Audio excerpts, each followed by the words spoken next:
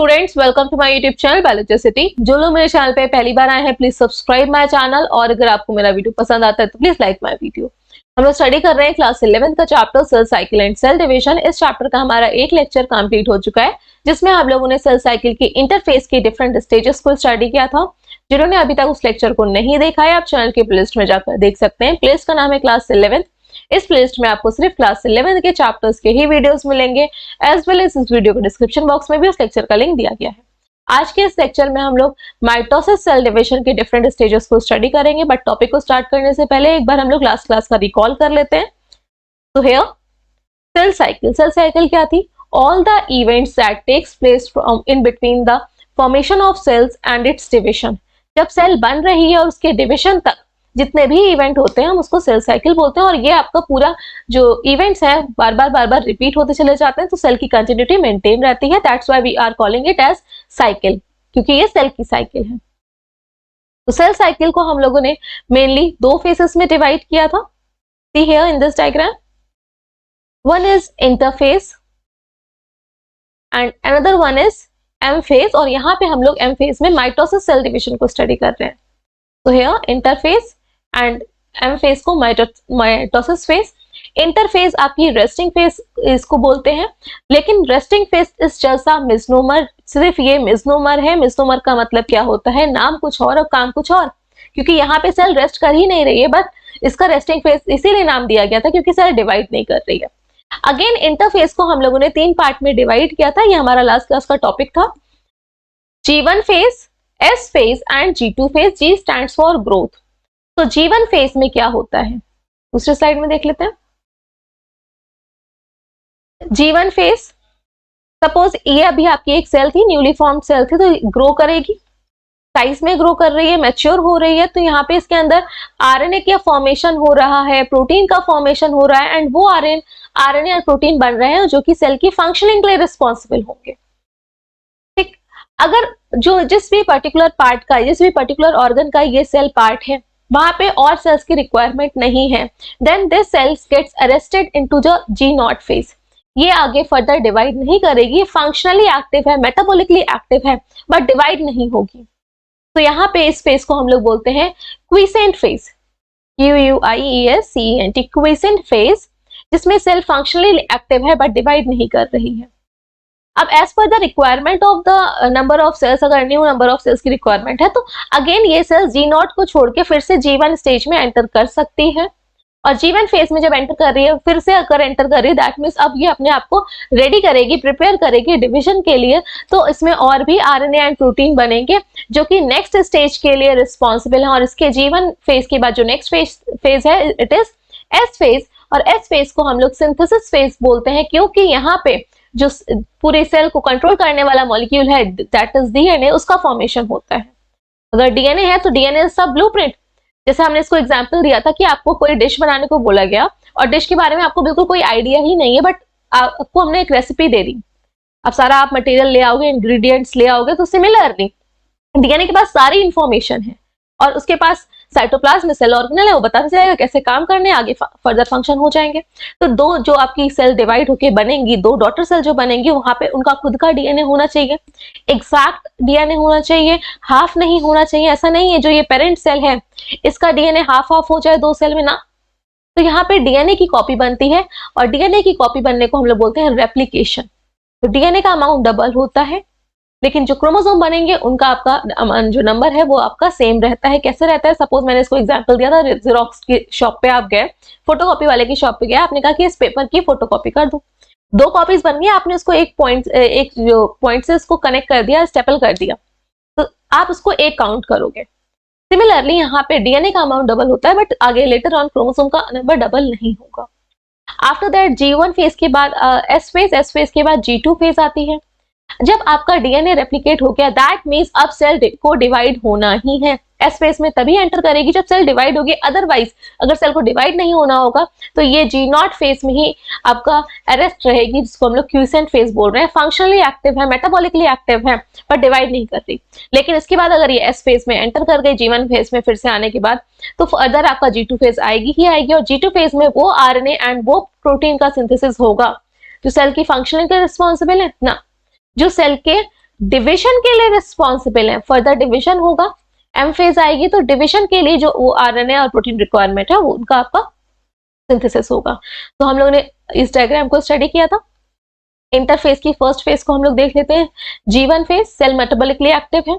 अगर सेल सिर्फ काम कर रही है, उसको डिवाइड नहीं करना है, तो G0 फेज में एंटर कर जाएगी, नॉन डिवाइडिंग जो स्टेज है।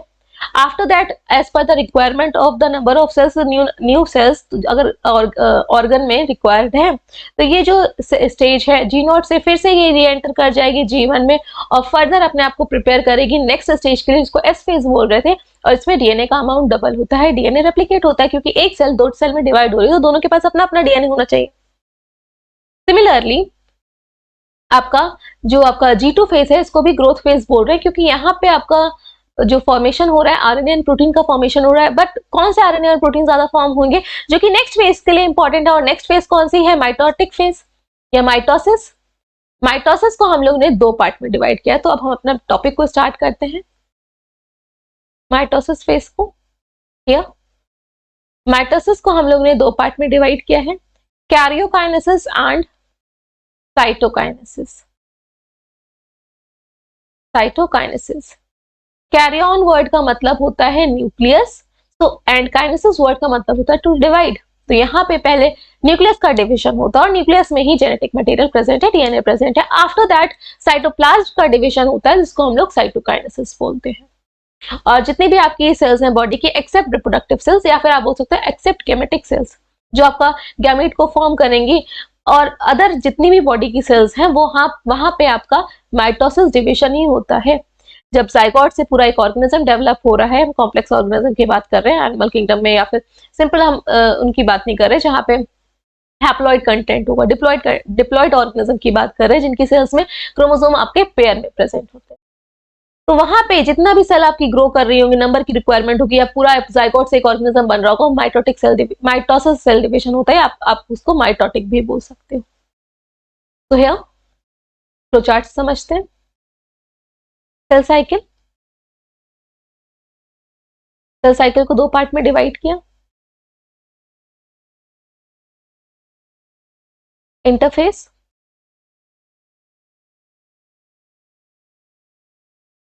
And here mitosis.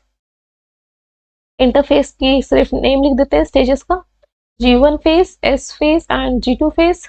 और हियर माइटोसिस को हम लोगों ने दो पार्ट में डिवाइड किया, कैरियोकाइनेसिस एंड साइटोकाइनेसिस।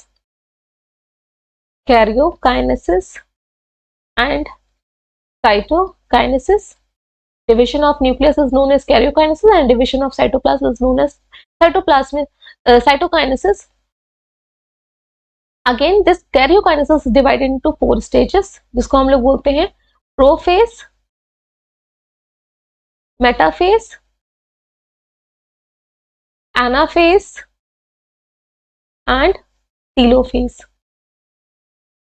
टीलोफेज। और न्यूक्लियस के अंदर डीएनए प्रेजेंट होता है, और डीएनए किसके फॉर्म में प्रेजेंट होता है, क्रोमैटिन के फॉर्म में। ये भी लास्ट क्लास में हम लोग ने समझा था, क्योंकि जो न्यूक्लियस का साइज है वो बहुत ही स्मॉल होता है। और अगर हम ह्यूमन सेल के डीएनए की बात करते हैं तो अगर हम उसको एंड टू एंड जोड़ देंगे, पॉइंट टू पॉइंट जोड़ देंगे, तो उसकी जो लेंथ होती है इट इज अप्रोक्सीमेटली 2 मीटर। तो 2 मीटर का डीएनए एक जरा से न्यूक्लियस के अंदर कैसे जाएगा, और वो भी डीएनए नेगेटिवली चार्ज मॉलिक्यूल है, तो ये पॉजिटिवली चार्ज हिस्टोन प्रोटीन के ऊपर रैप होता है। और फिर जाके आपका डीएनए थ्रेड, ये भी बहुत स्मॉल सा ही स्ट्रक्चर है, आप नेकेड आई से नहीं देख सकते, ये मैंने बीड्स बड़े बना दिए हैं, ये जो प्रोटीन मॉलिक्यूल्स हैं, लेकिन आपको ये थ्रेड लाइक स्ट्रक्चर ही दिखता है, जिसको हम लोग क्रोमैटिन बोलते हैं। अब जब सेल डिवाइड होती है तो ये क्रोमैटिन कंडेंस हो जाते हैं। क्यों? क्योंकि एक सेल को 2 सेल में डिवाइड होना है, तो डीएनए है, डीएनए को 2 सेल में जाना पड़ेगा, दोनों सेल में, और वो सेल पेरेंट सेल तो बचेगी नहीं, वो तो वही खुद ही डिवाइड हो गई है। तो कोई भी चीज आप अगर ट्रांसफर करते हैं, आप नेचुरल सी बात है कि आप कोई एक जगह से दूसरी जगह पे जा रहे हो तो अपने सामान को पैक करके लेके जाते हो। तो सिमिलरली ये जो डीएनए है क्रोमैटिन के फॉर्म में, वो पैकेज फॉर्म में ले लेता है, जिसको हम लोग बोलते हैं क्रोमोसोम।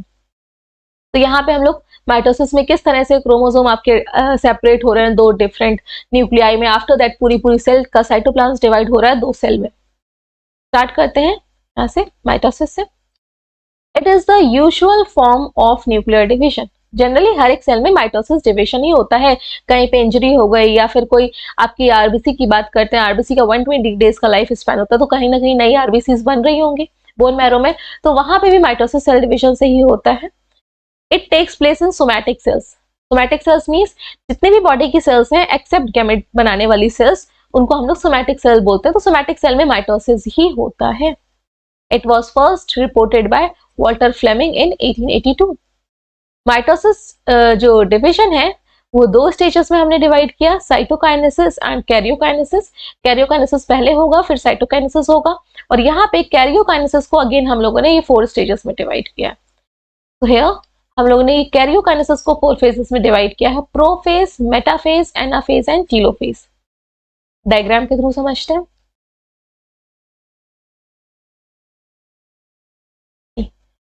सपोज ये हमारी एक सेल है, नॉर्मल एनिमल सेल ड्रॉ कर रहे हैं, इसके अंदर न्यूक्लियस प्रेजेंट है।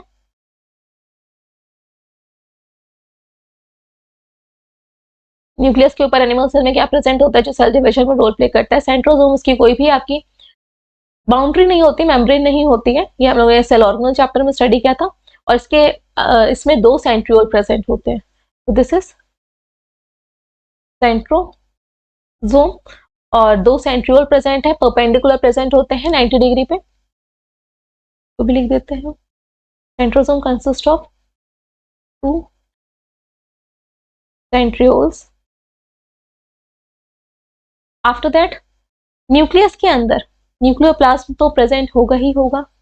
अब इसके अंदर जो डीएनए है वो किसके फॉर्म में रखा हुआ है? पॉजिटिवली चार्ज प्रोटीन के साथ रैप्ड है, क्योंकि अभी बताया था न्यूक्लियस बहुत छोटा सा होता है, डीएनए बहुत बड़ा है, तो उसको पैकोइड फॉर्म में रखा गया है, और फिर रिपेल होने के भी चांसेस है। तो थोड़ा सा स्टेबल बनाने के लिए हमने जो गॉड है उन्होंने क्या करा, पॉजिटिवली चार्ज प्रोटीन के साथ पैक कर दिया था। तो here DNA thread like structure, और एक जगह पे क्या प्रेजेंट होता है इसमें? न्यूक्लियोलस। न्यूक्लियोलस डेंस रीजन है, उसकी भी मेम्ब्रेन नहीं होती है, तो मैंने इसको न्यूक्लियोलस बना दिया। तो इट इज न्यूक्लियोलस। और जो ये डीएनए है वो किसके फॉर्म में है? क्रोमैटिन के फॉर्म में। क्रोमैटिन के फॉर्म में डीएनए प्रेजेंट है, and this phase is known as interphase. अभी सेल अपने आप को डिवाइड नहीं कर रही है, प्रिपेयर कर रही है। सपोज इंटरफेज में जो डीएनए होता है क्रोमैटिन के फॉर्म में। अब इंटरफेस की सारी फेजेस को इसने क्रॉस कर लिया है, G1 फेज को, S फेज को, G2 फेज को। अब ये एंटर करेगी माइटोसिस की पहली फेज को, कैरियोकाइनेसिस। कैरियोकाइनेसिस में भी पहली फेज कौन सी थी? प्रोफेज। तो प्रोफेज में आपका बनना स्टार्ट हो जाता है किसका? क्रोमोसोम का। तो ये जो क्रोमैटिन है ये पैक होना स्टार्ट कर देंगे, पैकेज्ड फॉर्म ले लेंगे, सेंट्रोसोम आपका डुप्लीकेट हो जाता है, और न्यूक्लियर मेम्ब्रेन स्टार्ट हो जाती है डिसअपियरिंग। तो हियर ये आपके 2 डुप्लीकेट हो गए सेंट्रोसोम। सेंट्रोसोम ये डुप्लीकेट हो गए और start migrating towards opposite pole. ये माइग्रेट करना स्टार्ट हो जाएंगे अपोजिट पोल पे। अपोजिट पोल पे माइग्रेट होना स्टार्ट हो गया, और अंदर जो आपका क्रोमैटिन के फॉर्म में डीएनए प्रेजेंट था वो पैकेज्ड फॉर्म ले लेगा इस तरह से। ये क्रोमोसोम है, दीज आर क्रोमोसोम, 4 ड्रॉ कर देते हैं। टोटल अगर ह्यूमन की सेल की बात करते हैं तो वहां पे 23 पेयर्स ऑफ क्रोमोसोम प्रेजेंट होते हैं। तो हम 23 पेयर्स तो नहीं बनाएंगे, सिर्फ यहाँ पे मैंने 4 बनाए हैं, या फिर आप बोल सकते हो कितने क्रोमोसोम है? 46 क्रोमोसोम है। इसको हम कंपेयर कर रहे हैं स्लीपर से, अपने फुटवेयर से। तो फुटवेयर हमेशा पेयर में होता है, ऐसा नहीं होता है एक पैर में है एक पैर में नहीं है। तो ऐसे ही फुटवेयर की तरह आपके जितने भी पेयर में क्रोमोसोम बने तो 2-2 एक जैसे होंगे। और क्रोमोसोम के स्ट्रक्चर को भी हम लोग सेल चैप्टर में स्टडी कर चुके हैं। क्रोमोसोम में सेंट्रोमियर प्रेजेंट होता है। तो this is prophase. Prophase after that ये जो क्रोमोसोम है एक सेंटर प्लेट पे कलेक्ट होना स्टार्ट हो जाते हैं सेंट्रल रीजन में। तो यहाँ पे ड्रॉ कर देते हैं। सपोज ये सेल है, तो थोड़ा सा 3D में ड्रॉ करते हैं। ये जो आपका सेंट्रियोल है ये अपोजिट पोल पे चला जाते हैं दोनों ही। न्यूक्लियर मेम्ब्रेन पूरी तरह से डिसअपियर हो जाती है। प्रोफेज एकदम से तो ऐसा नहीं होता है, एक switch point, clear cut point नहीं। स्टार्ट हो रही थी, अर्ली प्रोफेज होगी, फिर लेट प्रोफेज होगी। न्यू सेंट्रोसोम आपका स्टार्ट हो रहे हैं क्या रेप्लिकेट करना, 2 कॉपी बनी, फिर माइग्रेट करना स्टार्ट होंगे, तभी तो जब धीरे धीरे अपोजिट पोल पे आएंगे। और एट लास्ट जब लेट प्रोफेज हो जाएगी, प्रोफेज खत्म हो रही होगी, तब क्या स्टार्ट हो रही होगी? Early metaphase. मतलब एक स्टेज खत्म हुई, दूसरी स्टेज स्टार्ट होगी। तो यहाँ पे भी आपका क्रोमोसोम के फॉर्म में ही और ज्यादा कंडेंस हो जाते हैं, जो भी डीएनए है पूरी तरह से पैक्ड फॉर्म में, तो सबसे ज्यादा कंडेंस फॉर्म में मेटाफेज पे ही होते हैं, और सारे के सारे जो क्रोमोसोम है वो एक इक्वेटोरियल प्लेट पे कलेक्ट हो जाते हैं, सेंटर पे आ जाते हैं। तो यहाँ पे इस तरह से ही पूरी सेंट्रल पे कलेक्ट हो जाएंगे सारे के सारे लाइन से, इस तरह से पीछे की साइड तक पूरा एक लेयर फॉर्म कर लेंगे। इस तरह ड्रॉ कर लेते हैं, इसको इरेज कर देते हैं इस लाइन को। 46 क्रोमोसोम पूरे के पूरे अरेंज हो गए। दो कॉपी है तो एक क्रोमोसोम इस तरह से मैं ड्रॉ कर रही हूँ। एक क्रोमैटिड, इसका जो दूसरा पेयर है ये दूसरा क्रोमैटिड, ये दो क्रोमैटिड हो गए क्योंकि दो कॉपी है, एक जगह से जुड़ी हुई है सेंट्रोमियर से।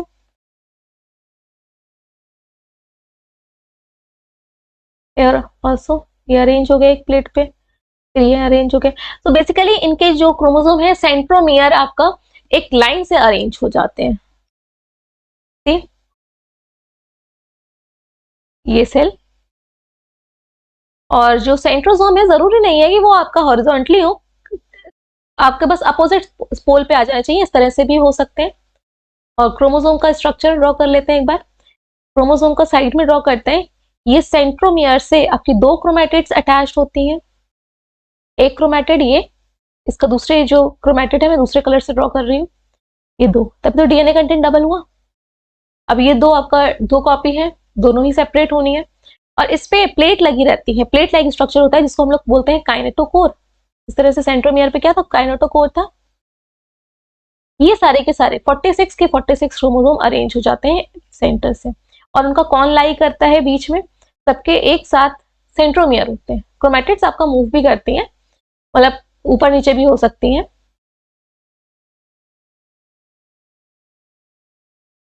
एक क्रोमैटिड सबकी बना दे रहे हैं, इस तरह से भी हो सकती हैं, ऊपर की साइड भी हो सकती हैं। तो सेंट्रोमियर है वो आपके एक प्लेट एक लाइन से अरेंज हो जाते हैं सेंटर पे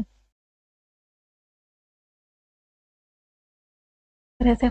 और जो सेंट्रोसोम था वहां से एस्टर रेस आपके ओरिजिनेट होती हैं, as well as spindle fibres. ये स्पिंडल फाइबर्स यहाँ से ओरिजिनेट होके काइनेटोकोर से अटैच होते हैं, इस जगह से काइनेटोकोर से यहाँ से। और ये टोटल कितने होंगे, 46 क्रोमोसोम यहाँ पे अरेंज हो रहे हैं, 46 क्रोमोसोम्स। ये मेटाफेज को हम लोग समझ रहे हैं। यहाँ पे ये स्पिंडल एपरेटस, ये मतलब एपरेटस बन जाता है पूरा एक तरह से नेटवर्क 3D में। यहाँ से भी सबके काइनेटोकोर से ज्वाइन हो गया, और ऊपर की साइड स्मॉल स्मॉल से एस्ट्रल रेस भी प्रेजेंट होती है, यहाँ पे ऐसे एस्ट्रल रेस भी प्रेजेंट होती है एंट्रोसोम से। तो this stage is known as metaphase, इसको हम लोग मेटाफेज बोलते हैं। आफ्टर दैट ये जो स्पिंडल फाइबर्स हैं ये क्या करेंगे, आपका कॉन्ट्रैक्ट होना स्टार्ट कर देंगे। जो स्पिंडल फाइबर है ये आपके कॉन्ट्रैक्ट होना स्टार्ट कर देंगे। देन इसको हम लोग बोलेंगे एनाफेज, और जो यहाँ से आपके दो क्रोमैटिड्स है वो सेपरेट हो जाएंगे। ड्रॉ कर लेते हैं एनाफेज के स्ट्रक्चर को भी।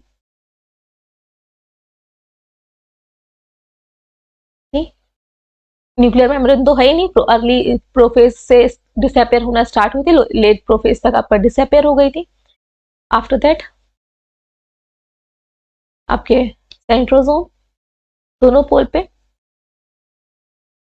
और स्पिंडल एपरेटस, स्पिंडल जो फाइबर्स हैं ये कॉन्ट्रैक्ट होना स्टार्ट करेंगे। एंड ये स्पिंडल फाइबर्स कहाँ से अटैच थे, सेंट्रोमियर से अटैच थे। तो सेंट्रोमियर से आपका ये दो जो क्रोमैटिड थे दोनों ही सेपरेट हो जाएंगे। टोटल कितने थे, 46 थे। 46 क्रोमोसोम थे तो 46 क्रोमैटिड्स ऊपर, 46 क्रोमोसोम के क्रोमैटिड्स ऊपर एक साइड आ जाएंगे इस तरह से। दूसरा पेयर मैंने ग्रीन से बनाया था, दूसरा ग्रीन से ही ड्रॉ करते हैं। क्रोमैटिड्स आपके पहले सेंट्रोमियर आपका स्ट्रेच होता है, देन पीछे followed by the chromatids. This phase is known as anaphase. And after that ये जो स्ट्रक्चर है यहाँ पे आप पूरी तरह से न्यूक्लियस का डिविजन हो गया है, दो पार्ट में आ गया, तो टीलोफेज स्टार्ट होगा, न्यूक्लियर मेम्ब्रेन का बनना स्टार्ट हो जाएगा, और साइमल्टेनियसली सेल में फरो का फॉर्मेशन भी हो जाएगा अगर हम एनिमल सेल की बात कर रहे हैं। तो टीलोफेज को हम लोग बोलते हैं opposite of prophase. Telophase is known as opposite of prophase, क्योंकि in telophase nuclear membrane starts reappearing, nuclear membrane आ गई, जो क्रोमोसोम थे वो तो अब पूरी तरह से सेपरेट हो गए, क्योंकि यहाँ से हमने हाफ कर दिया ना, इस जगह से तो हमने इसको तोड़ दिया ना, यहाँ से इधर खींच गया, एक साइड दूसरे पोल पे आ गया, तो 46 थे, 46 को 20 से तोड़ दिया गया। सपोज मैं हूं, मेरे एक हाथ से इधर कोई स्ट्रेच कर रहा है, एक हाथ से कोई इधर स्ट्रेच कर रहा है, मेरा बीच से हाफ कर दिया, तो नंबर तो मेंटेन रहेगा ना। सिमिलरली एनाफेज में भी यही हुआ, क्रोमेटिड सेपरेट हो गए, नंबर सेम रहेगा, क्योंकि 46 में दो दो क्रोमेटिड से आपका एक एक क्रोमेटिड एक एक पोल की तरफ चला गया हर एक क्रोमोसोम का। और ये जो क्रोमोसोम थे फिर से आपका कहीं जाए, आप गए पैक करके लेके गए थे अपने सामान को, उसके बाद आप ओपन करोगे अपने सामान, जो भी सामान है, अगर आप शिफ्टिंग कर रहे हो, घर की भी शिफ्टिंग कर रहे हो, तो सारा सामान पैक करके लेके गए थे, फिर घर में लगाओगे भी। तो सिमिलरली जो पैकेज फॉर्म है डीएनए की, अब वो ओपन हो जाएगी, फिर से क्रोमैटिन वाली फॉर्म आ जाएगी। न्यूक्लियस का डिविजन हो गया, इसको हम लोग टेलोफेज बोल रहे थे। तो यहाँ पे प्रोफेज का जस्ट अपोजिट हो रहा है, प्रोफेज में क्रोमोसोम का कंडेंसेशन स्टार्ट हो गया था, डीएनए का कंडेंसेशन स्टार्ट हो गया था और पैकेज फॉर्म बन गई थी क्रोमोसोम की। लेकिन टेलोफेज में क्योंकि न्यूक्लियस का डिविजन हो चुका है, फिर से आपका जो क्रोमोसोम है क्रोमैटिन के फॉर्म में आ जाएंगे, न्यूक्लियर मेम्ब्रेन बनना स्टार्ट हो जाएगी और न्यूक्लियोलस भी रीअपेयर हो जाएगा, साथ ही साथ साइटोप्लाज्म का भी डिविजन स्टार्ट हो जाएगा, साइटोकाइनेसिस भी स्टार्ट हो जाएगी और अल्टीमेटली यहाँ पे दो सेल का फॉर्मेशन हो जाएगा। एक जो सेल थी पहले इसके अंदर का न्यूक्लियस डिवाइड हुआ, ये थोड़ी सी एनलार्ज हुई, न्यूक्लियर डिवीजन हुआ, न्यूक्लियस डिवाइड हो रहा था तो साइटोप्लाज्म में भी डिवाइड होना और इसके अंदर दो न्यूक्लियस आ गया और यहाँ पे दो सेल का फॉर्मेशन हो गया, दो सेल का फॉर्मेशन हो गया। रीड कर लेते हैं अब कंटेंट को एक बार।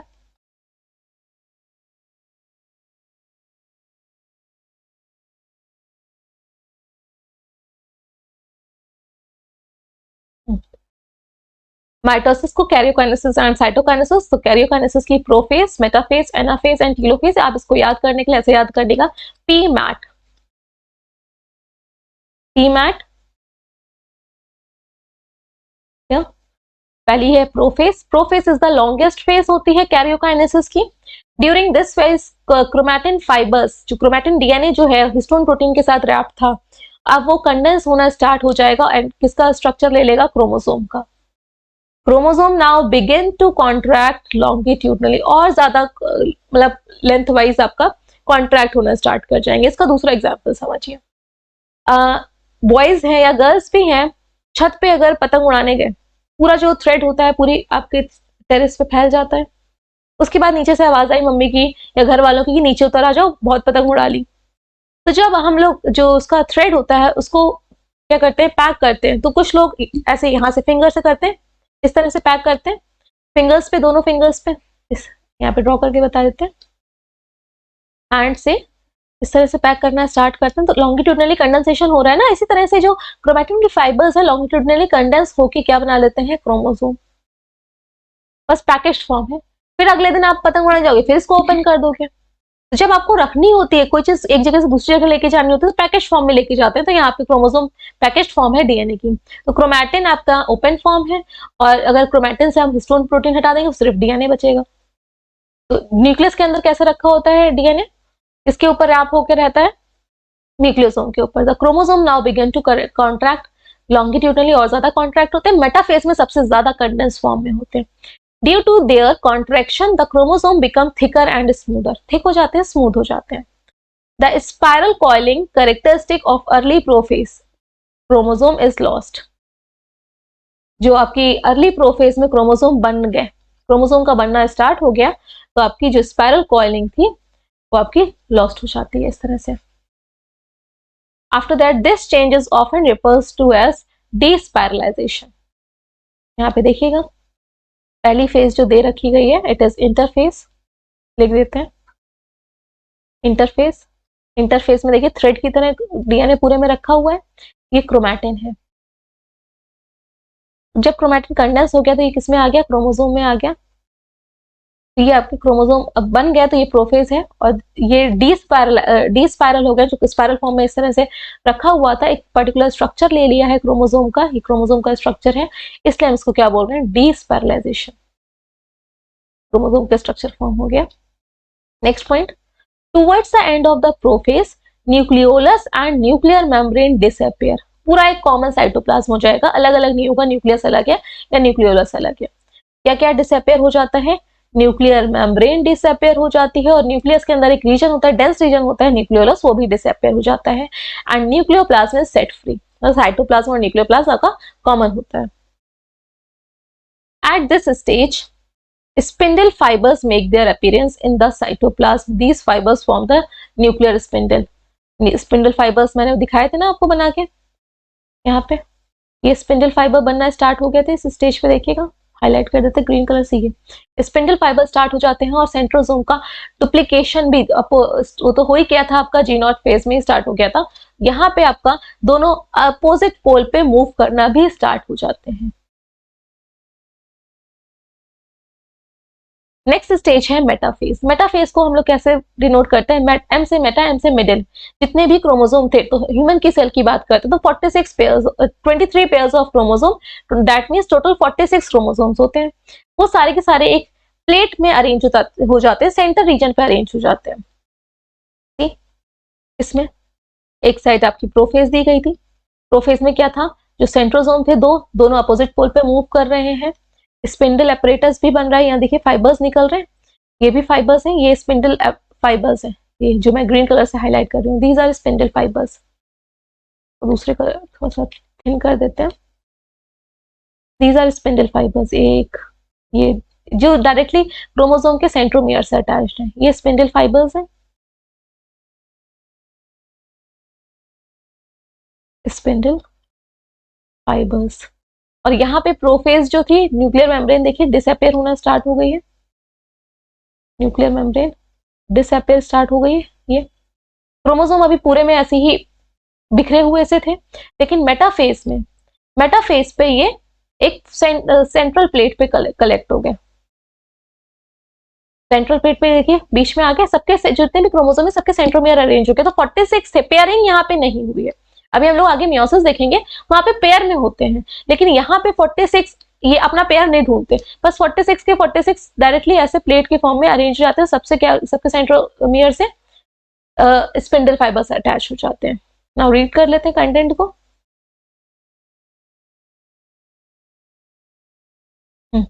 In this phase, each chromosome gets attached to the spindle fiber at centromere. Spindle fibre से आपका जो हर एक क्रोमोसोम है उसका अटैचमेंट हो जाता है स्पिंडल फाइबर से। यहाँ पे मैंने ग्रीन कलर से शो किया गया है स्पिंडल फाइबर्स को। ये सबके क्रोमोसोम से देखिए सारे ग्रीन कलर से अटैच्ड है, मैंने जो इसको ग्रीन कलर से हाईलाइट किया है। नीचे वाली साइड से भी आए हैं, दूसरे सेंट्रोसोम से भी। सेंट्रोसोम ऑलरेडी डुप्लीकेट हो चुके थे, बस मूव कर रहे थे प्रोफेज में अपोजिट एंड पे, अपोजिट पोल बोल सकते हो। सबसे अटैच्ड हो गए spindle fibres. Next point, although by now each chromosome is divided into 2 chromatid, हर एक क्रोमोसोम में 2 क्रोमैटिड है, एक क्रोमैटिड, ये एक क्रोमैटिड और ये दूसरी chromatid, but the centromere is undivided structure. Again जो सेंट्रोमियर है जहां से कनेक्टेड है वो अनडिवाइडेड है। The chromosome now become arranged at the equator of the spindle, equator पे अरेंज हो जाते हैं लाइन से सारे के सारे। नेक्स्ट स्टेज है anaphase. Anaphase is the shortest phase. अब जो क्रोमैटिड थे वो आपका सेपरेट हो जाते हैं। जो 2 क्रोमैटिड्स थे, एक क्रोमैटिड एंड इसका दूसरा क्रोमैटिड, यहाँ से कौन अटैच था, स्पिंडल फाइबर अटैच थे। तो ये स्पिंडल फाइबर में कॉन्ट्रैक्शन होता है, जिसकी वजह से ये जो क्रोमैटिड से वो सेपरेट हो जाते हैं। सेंट्रोमियर यहाँ से काइनेटोकोर से खिंच गया। काइनेटोकोर हम लोगों ने ये भी स्टडी किया था, काइनेटोकोर डिस्क-लाइक स्ट्रक्चर होता है सेंट्रोमियर से, वहां से ये दोनों सेपरेट हो जाते हैं। तो ये दोनों आपके सेपरेट हो गए। शॉर्टेस्ट फेज है कैरियोकाइनेसिस की, लॉन्गेस्ट फेज प्रोफेज थी। During this stage centromere divides into 2। Centromere ये जो था ये 2 में डिवाइड हो गया, 1 और 2 लिख देते हैं, 1 and 2। Each half centromere carries 1 chromatid. एक ही क्रोमैटिड तो है दोनों में, एक क्रोमैटिड ये है और एक क्रोमैटिड ये है, और पहले दोनों एक साथ अटैच थे। After that due to shortening of the spindle fibre, किसकी वजह से, ये जो स्पिंडल फाइबर है शॉर्ट हो गए होते, कॉन्ट्रैक्ट होना स्टार्ट कर जाएंगे, जैसे आपकी इलास्टिक होती है, रबर बैंड है। The 2 chromatids separate from one another and move towards the opposite pole of the spindle so that chromosome frequently assume V, J, L shaped। यहाँ पे देखिएगा इस डायग्राम से। स्पिंडल जो फाइबर्स थे कॉन्ट्रैक्ट होना स्टार्ट हो गए, ये शॉर्ट हो गए। स्पिंडल फाइबर्स 1 2 3 यहाँ ये थी, सिमिलरली ये भी कॉन्ट्रैक्ट होना स्टार्ट हो गया, जिसकी वजह से जो सेंट्रोमियर था वो 2 पार्ट में डिवाइड हो गया, एक ये एक ये एक ये एक ये नीचे की साइड। ये सेंट्रोमियर डिवाइड हो चुके हैं, हर एक क्रोमोसोम के क्रोमैटिड सेपरेट हो गए, यहाँ पे एक साथ लगे हुए थे, मेटाफेज में यहाँ पे आपके सेपरेट हो गए। और इसकी वजह से देखिए ये आपका एल शेप का बन रहा है, क्योंकि हर एक क्रोमोसोम का जो सेंट्रोमियर का लोकेशन है वो जरूर नहीं है मिड पे हो। हम लोग एक्रोसेंट्रिक को पढ़ा था, सब मेटासेंट्रिक को पढ़ा था, क्रोमोसोम मेटासेंट्रिक को पढ़ा था, सब metacentric slightly away from the centre. तो आपका इसकी वजह से जब खींचते हैं तो L shape, B shape, different shape के आपके क्रोमैटिड्स बनते हैं। Next point, the two groups of chromosome converge to, जो आपके दो ग्रुप थे converge towards the pole, pole की तरफ चले गए। ये एक ग्रुप ये पूरा और एक ग्रुप ये पूरा, क्रोमैटिड्स आपके सेपरेट हो गए थे। Exhibiting a figure of 2 radiating cluster, 2 radiating cluster हो गया, एक क्लस्टर ये पूरा हो गया और एक क्लस्टर ये हो गया, विच इज कॉल्ड डाइएस्टर। अब इसको क्या बोलेंगे, डाइएस्टर। यहाँ पे भी पूरा ये एस्टर बना हुआ है, ये पूरा क्लस्टर बना हुआ है और डाइएस्टर इसको बोलते हैं। ये जो ऊपर रेज निकली हुई है, ये पूरा रेज लाइक स्ट्रक्चर, इसको बोलते हैं एस्टर, और इसमें 2 है इसलिए डाइएस्टर। नेक्स्ट स्टेज है टीलोफेज, लास्ट स्टेज। अब पूरी कंप्लीटली आपका सेपरेट हो गए हैं तो फिर से डीकंडेंसेशन स्टार्ट हो जाएगा क्रोमोसोम का, और क्रोमैटिन का फाइबर्स फिर से बन जाएंगे। तो like prophase, telophase also longer, but telophase भी लॉन्गर है as compare to the other phases. सबसे लॉन्गेस्ट तो प्रोफेज थी, लेकिन जो आपकी मेटाफेज है और एनाफेज है उससे length wise, duration wise telophase है। As chromosome reach the poles, opposite pole पे दोनों ही क्रोमोसोम पहुंच चुके हैं, दोनों पोल पे क्रोमोसोम चले जा चुके हैं, एक यहाँ पे नहीं, इस जगह पे, ये उल्टा डायग्राम है। यहाँ पे आपका एनाफेज दिया रखा है, this is anaphase and here telophase. Arrow, arrow को देखिएगा इस साइड आ रहा है, दोनों पोल पे चले गए हैं chromosome. They begin to absorb water again and gradually become thin due to the uncoiling. Uncoiling मतलब जो कंडेंस फॉर्म थी, पैकेज फॉर्म थी, अब वो अनकॉइल हो जाएगी and more difficult to observe. अब हमें क्रोमोसोम ना दिख के कैसा दिखेगा, फिर से थ्रेड लाइक स्ट्रक्चर ही दिखेगा। At this stage nuclear membrane फिर से बनेगी, न्यूक्लियाई फिर से अपीयर होना स्टार्ट हो जाएगी and 2 daughter nuclei are produced from 1 nucleus. एक न्यूक्लियस से ये 2 डॉटर न्यूक्लियाई बन गई हैं। यहाँ पे क्रोमोसोम बने हुए हैं, लेकिन यहाँ पे क्रोमोसोम ना बना के यहाँ पे क्रोमैटिन थ्रेड्स के फॉर्म में होना चाहिए था। मतलब स्टार्ट हुई है, फिर लेटर ऑन ये अर्ली टीलोफेज है, उसके बाद जैसे जैसे आपकी फर्दर लास्ट लेट टीलोफेज आएगी तो ये डीकंडेंस होना स्टार्ट हो जाएंगे न्यूक्लियस के अंदर, और ये साइटोप्लाज्म इस तरह से। आफ्टर दैट हम लोग ने सारी कैरियोकाइनेसिस की स्टेजेस को स्टडी कर लिया है। साइटोप्लाज्म का डिवीजन होगा, that is known as cytokinesis. अब साइटोकाइनेसिस प्लांट सेल में अलग तरह से होता है, एनिमल सेल में अलग तरह से होता है। तो प्लांट सेल में जब होता है तो सेल प्लेट वहां पे बनती है, और एनिमल सेल में होता है तो वहां पे क्लीवेज होता है। तो डायग्राम के थ्रू पहले समझते हैं। ये प्लांट सेल का दिया गया था साइटोकाइनेसिस। तो here formation of cell plate देखिएगा, एनाफेज है, एनाफेज के बाद टीलोफेज स्टार्ट हुई, तो सेंटर पे यहाँ पे प्लेट का फॉर्मेशन स्टार्ट हो गया, और अल्टीमेटली ये जो न्यूक्लियस डिवाइड हुए, यहाँ पे एक न्यूक्लियस और 2 न्यूक्लियस, और बीच में प्लेट बन रही है। जैसे आप जिस रूम में बैठे हो उस रूम में 2 पार्टीशन करने हो, दोनों भाई भाइयों या बहन और भाई हो, सिस्टर सिस्टर, तो आपने बीच से एक वॉल बनाना शुरू कर दिया। ठीक, दूसरी कंडीशन क्या होती है, सपोज आप एक रबर या बैलून के अंदर बैठे हुए, तो बैलून को तो कंप्रेस कर सकते ना, बैलून कैसा होता है, दब सकता था, 2 इस तरह से आप डिवाइड कर सकते हो, एक लोग यहाँ पे एक लोग यहाँ पे है। तो यहाँ पे फरो का फॉर्मेशन हो रहा है, ये एनिमल सेल में होता है। तो प्लांट सेल में क्या होता है, प्लेट बनती है, क्योंकि जो प्लांट सेल में सेल वॉल प्रेजेंट होती है और वो रिजिड होती है, फ्लेक्सिबल नहीं होती, तो उसको खींच के दबा के नहीं हम लोग उसका डिविजन कर पाते। हम लोग क्या मतलब अपने आप नहीं होता है, वहाँ पे सेल प्लेट का फॉर्मेशन हो रहा होता है। आई होप ये डायग्राम से आपको प्लेट फॉर्मेशन समझ में आ रहा होगा। सेंटर पे दिया दे रखा गया है, ये यहाँ पे प्लेट बनना टीलोफेज में स्टार्ट हुई और लास्ट टीलोफेज में पूरी बन गई। जैसे न्यूक्लियस डिवाइड हुआ, यहाँ पे कंप्लीट आपका सेल प्लेट का फॉर्मेशन हो गया।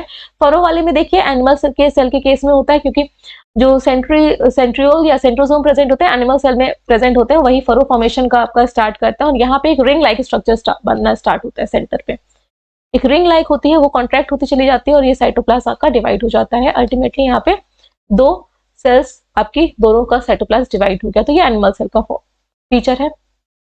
कंटेंट को रीड कर लेते हैं। The division of cytoplasm is known as cytokinesis. It takes place by any of the following method: cleavage of the cytoplasm या फिर सेल प्लेट। तो ये सेल प्लेट के जो फॉर्मेशन होता है वो प्लांट सेल में होता है, cleavage of the cytoplasm animal cell का फीचर है। तो पहले हम लोग सेल प्लेट का देख लेते हैं। During telophase membrane enclosed vesicle derive from the Golgi apparatus migrate to the equatorial region of the spindle. देखिए गोल्जी एपरेटस का काम क्या होता है, जो ईआर से सब्सटेंस बन के आ रहा है उसको मॉडिफाई करना। तो गोल्जी एपरेटस क्या करती है, वेसिकल में उस सब्सटेंस को पैक कर देती है और गोल्जी एपरेटस का पैकेजिंग का डिस्पैच करना, ट्रैफिक पुलिस भी बोलते हैं, जो चीज मटेरियल है उसको अपने जगह पे पहुंचा देना। तो ये जो वेसिकल फील्ड होती है उसमें सब्सटेंस होता है जिससे कि वॉल बनेगी। लेबर नहीं होते हैं, कोई मोरंग लेके जा रहा है, कोई गिट्टी लेके जा रहा है वॉल बनाने के लिए। तो जो भी सामान है उस छोटे छोटे पैकेट लाइक स्ट्रक्चर के अंदर फिल्ड होता है और वो सारी की सारी जो वेसिकल्स है वो फ्यूज हो जाती है एक सेंटर वाले रीजन पे। तो यहाँ पे आपका वेसिकल बना रखी गई है, vesicle filled with the cell wall component, जिससे सेल वॉल बनेगी। वहां पे वो एक साथ क्या करती है, वेसिकल फ्यूज हो जाती है और सेल प्लेट का फॉर्मेशन हो जाता है। तो gradually these vesicle unite to form so called cell plate. ये वेसिकल आपकी यूनाइट हो जाती है और सेल प्लेट का फॉर्मेशन करती हैं। The spindle region along the equatorial plate is called the phragmoplast. अब जो स्पिंडल रीजन है और इक्वेटोरियल प्लेट, स्पिंडल रीजन को और इक्वेटोरियल प्लेट को एक साथ हम लोग क्या बोलते हैं, फ्रेगमोप्लास्ट। स्पिंडल वाला रीजन, ये पूरा स्पिंडल रीजन और ये यहाँ पे दिख रहा है, उसको हम लोग फ्रेगमोप्लास्ट बोल रहे हैं। Protoplasmic membrane are then formed by protoplasm on both the side of the liquid. उसके बाद आपकी जो सेल वॉल बन जाएगी तब प्रोटोप्लाज्मिक मेम्ब्रेन आपकी फॉर्म होना स्टार्ट हो जाएगी, फॉर्म हो जाएगी late between the protoplasmic membrane. Next जो है हमारा बाय क्लीवेज या फरो फॉर्मेशन, कंस्ट्रिक्शन हो रहा है, दब के हो रहा है, कोई चीज खिंच रही है इस तरह से, इसको हम लोग बोलते हैं फरो फॉर्मेशन। और ऑलरेडी न्यूक्लियस तो डिवाइड हो ही गए थे। So this kind of division takes place in many simple cells like fungi, animal cell. इसमें आपका एनिमल सेल में, फंजाई में इसी तरह से डिवीजन होता है। In this case cell division takes place by the formation of a ring like furrow in the plasma membrane. यहाँ पे सेंटर पे एक रिंग बनती है और वो रिंग चारों तरफ से खिंचती आती है, जैसे एक आपकी पूरी कंप्लीट सेल थी, यहाँ पे रिंग बनी होगी, इसमें कॉन्ट्रेक्शन फर्दर होता जाता है, ये छोटी होती चली आती है तो खींचती है, जब ये खींचती है तो आपका यहाँ पे फरो बन जाती है। This cleavage deepens until it cut entirely through the cell। और ये जैसे एक बड़ी सी चूड़ी है बीच में रखी हुई है, वो बिल्कुल छोटी छोटी छोटी छोटी पूरी वॉल को खींच रही होगी और अल्टीमेटली वो तब तक कंस्ट्रक्शन होता रहता है जब तक ये दो सेल आपकी डिवाइड नहीं हो जाते दो में। This furrow result in the formation of 2 plasma membrane, और 2 प्लाज्मा मेम्ब्रेन बन जाती है। तो ये डायग्राम में हमने शो किया है, ये पूरी आपकी यहाँ पे रिंग बनती है, इस जगह पे सर्कुलर रिंग होती है, वो फर्दर कॉन्ट्रैक्टिव, फिर कॉन्ट्रैक्टिव, फिर कॉन्ट्रैक्टिव और ये लास्ट में पूरे सेपरेट हो जाते हैं। This is all about today's lecture. आज हम लोगों ने सारी जो एम फेज की माइटोसिस की जितने भी स्टेजेस थे उनको स्टडी कर लिया है। एक बार कॉमन डायग्राम से यहाँ पे देख लेते हैं। ये सबसे पहले हमारी थी interphase. After interphase prophase, chromosome बन गए, न्यूक्लियर मेम्ब्रेन डिसअपियर हो गई, न्यूक्लियस डिसअपियर हो गए और जो ये आपका सेंट्रोसोम थे अपोजिट पोल पे मूव करना स्टार्ट हो गया। मेटाफेज में सारे के सारे क्रोमोसोम एक लाइन से अरेंज हो गए, इक्वेटोरियल प्लेट पे अरेंज हो गए। 46 थे, 46 अरेंज हो जाते हैं, पेयरिंग नहीं होती है। जैसे कि आपके शूज हैं घर के बाहर पेयर में नहीं रखे हैं, ऐसे एक दूसरे से जम्बल्ड है, तो सबको हमने मैचिंग करी नहीं, राइट लेफ्ट एक साथ नहीं रखा अरेंज करने के लिए, हमने सबको ऐसे ही अरेंज कर दिया। तो जहां पे भी होंगे वो सब एक साथ अरेंज हो जाएंगे। फिर सबके जो सेंट्रोमियर है सारे क्रोमोसोम के, वहां से स्पिंडल फाइबर्स अटैच होंगे और वो स्पिंडल फाइबर कॉन्ट्रैक्ट होंगे, तो क्रोमैटिड्स आपके सेपरेट हो गए, सेंट्रोमियर सेपरेट हो गए। इसको हम लोग एनाफेज बोल रहे हैं। और इससे पहले वाली फेज थी मेटाफेज, तो मेटाफेज को हम लोग एम से मेटा, एम से मिडिल, इक्वेटोरियल प्लेट पे सारे क्रोमोसोम, और यहाँ पे लास्ट में न्यूक्लियस पूरी तरह से डिवाइड हो गया और फिर से क्रोमोसोम ने स्पिंडल फाइबर का शेप ले लिया और आफ्टर दैट साइटोप्लाज्म का भी डिवीजन हो गया, इसको साइटोप्लाज्म बोलते हैं। और ये सारी स्टेजेस किसमें आएंगी, prophase, metaphase, anaphase and telophase, karyokinesis में। This is all about today's lecture.